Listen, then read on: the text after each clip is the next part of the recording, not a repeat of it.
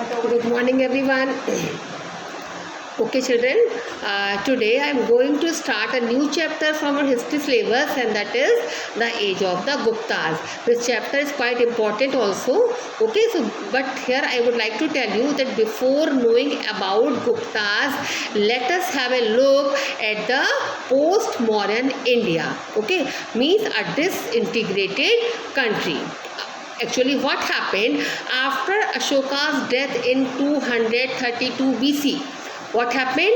The great Mauryan Empire started declining. It broke down within 50 years after Ashoka's death. Okay, and one by one, the provinces in Mauryan Empire, they became independent.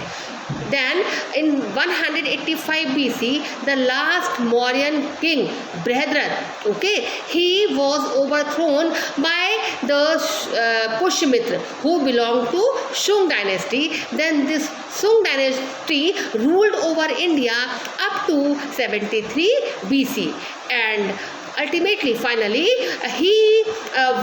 the last ruler of this Shung dynasty was murdered by Vasudev. Now, you will ask who was this last ruler of Shung dynasty? So, he was Devbhumi. Okay, Devbhumi was killed, was murdered by Vasudev. Okay, then the rule of Shung dynasty came to an end. And here both Kalinga and Satvahan, they also broke away from the Mauryan Empire and declared themselves independent. Okay, now what happened? In North as well as in South India, there was no single ruler who was strong enough to command, to control the whole country.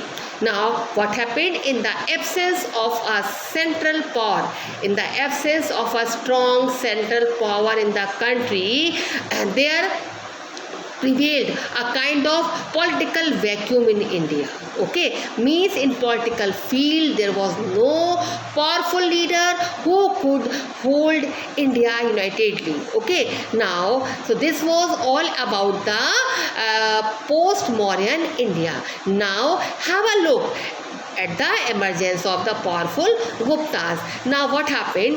In the year 320 AD, means 4th century, okay, once again there emerged a powerful empire in India, and this was known as Gupta Empire, which lasted up to 540 AD. Okay, and this Gupta Empire is referred to, is considered as the golden age of India.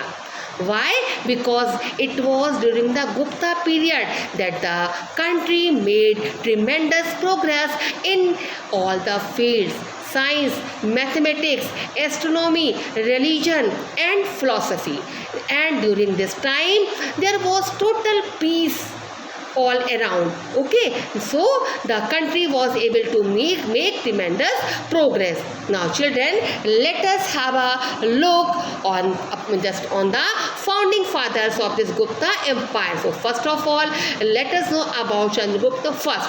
Actually, Chandragupta first, he was the founder and the first important ruler of Gupta dynasty.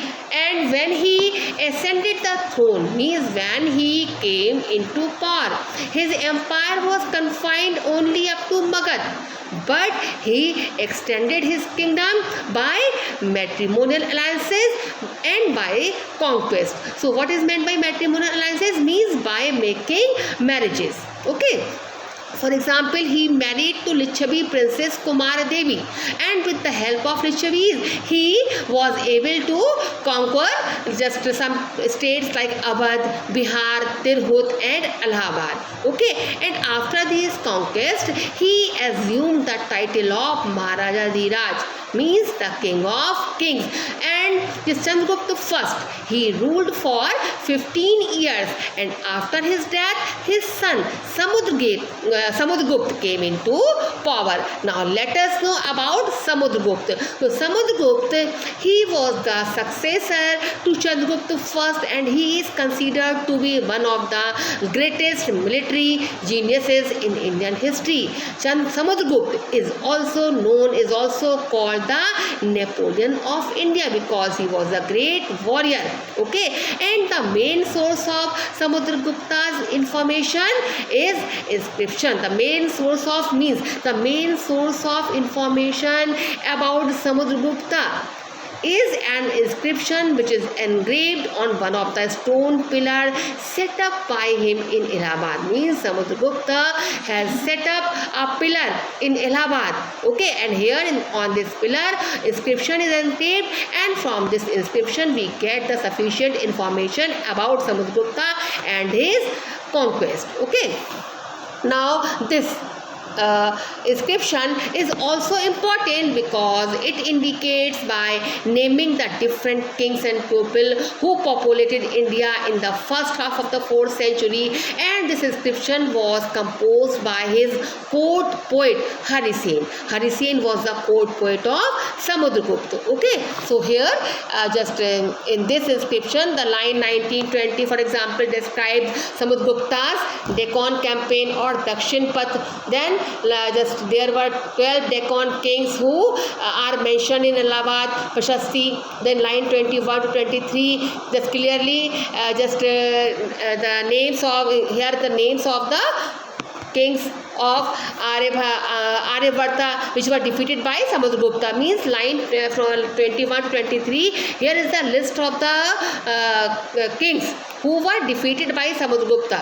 These were the kings of Aryavarta. Then line 22 especially describes about the 5 neighboring states including Assam, coastal Bengal, Nepal, and number of Gan Sangha of the northwest which were occupied by Gupta king Samudragupta. Okay, so these were just all about the Samudragupta's conquest. Line 24 mentions that the names of the foreign kings who paid homage and offered allegiance to Samudragupta. Okay, now let us know about the most important ruler of Gupta Empire, Chandragupta II or Vikramaditya. So Chandragupta II, he is also known as Vikramaditya, and he was the son and successor of Samudragupta, and he was a great conqueror and powerful ruler. The Gupta Empire rose to its highest point just during its time, means during the time of Chandragupta II, means during the reign of Vikramaditya. Okay, the country made